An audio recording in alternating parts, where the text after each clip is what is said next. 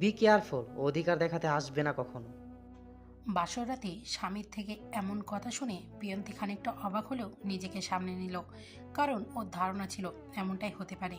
কিন্তু যোগ্যতার কথাটা খুব গায়ে লাগলো ওর। হতে পারে মধ্যবিত্ত ঘরের মেয়ে, কিন্তু রূপে গুণে কোনো দিক থেকেই তো কমতি নেই। আচ্ছা, শুধু কি টাকা পয়সা দিয়ে যোগ্যতা যাচাই করা হয়? প্রিয়ন্তীর ঘোমটা আড়াল থেকেই আর চোখে আকাশের দিকে তাকিয়ে মনে মনে বলল, না, ভেঙে পড়লে চলবে না, নিজেকে শক্ত রাখতে হবে। আজ অন্তত কিছু বলবো না। আমাকে যোগ্যতা নিয়ে কথা শোনানো, তাই না? কি ভাবে কি নিজেকে হিরো?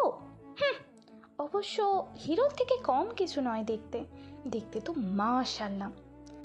প্রিয়ন্তী বেড থেকে নেমে কোনো কথা না বলে লাগেজ থেকে কাপড় বের করে ওয়াশরুমে চলে গেল।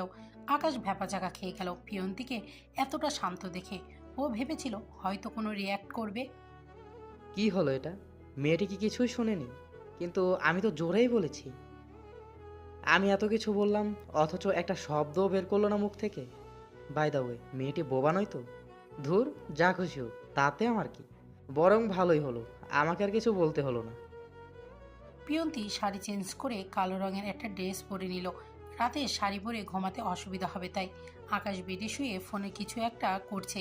দরজা খোলার শব্দ পেয়ে সেদিকে না তাকিয়েই বলল, তোমাকে আমি যা যা বলেছি, এসব মা বাবা যেন না জানতে পারে। যদি জানে, তাহলে।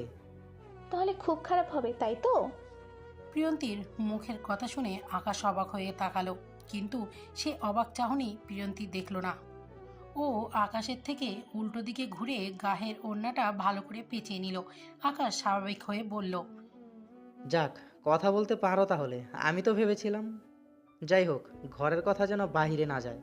প্রিয়ন্তীর মুখ বাঁকিয়ে মনে মনে বলল, এই ছেলে আমার সামনে যতই হিরোগিরি দেখাক না কেন, নিজের বাবা মায়ের কাছে একদম জিরো। এটা বেশ বুঝতে পারছি আমি।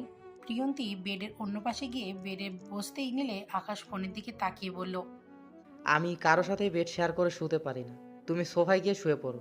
তুমি নিজেকে আমার বউ ভাবতে পারো, বাট আমি তা মানি না। প্রিয়ন্তীর এবার রাগ উঠে গেল।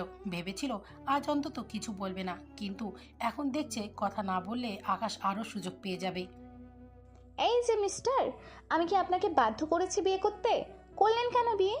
আমার এত ইচ্ছে ছিল না এমন বড় বাড়ির ছেলেকে বিয়ে করতে। এরা তো শুধু অহংকার করতে জানে, মন বলতে কিছুই নেই। আপনি যেমন আপনার বাবা মায়ের কথা রাখতে বিয়ে করেছেন, আমিও তেমন আমার মামার কথা রাখতে বিয়েতে রাজি হয়েছি। ভেবেছিলাম আজ কোনো কথা বলবো না, কিন্তু আপনি আমাকে বাধ্য করলেন বলতে। আর শুনুন, আমি এই বেডেই ঘুমাবো। আপনার প্রবলেম হলে আপনি সোফায় যান। Good night.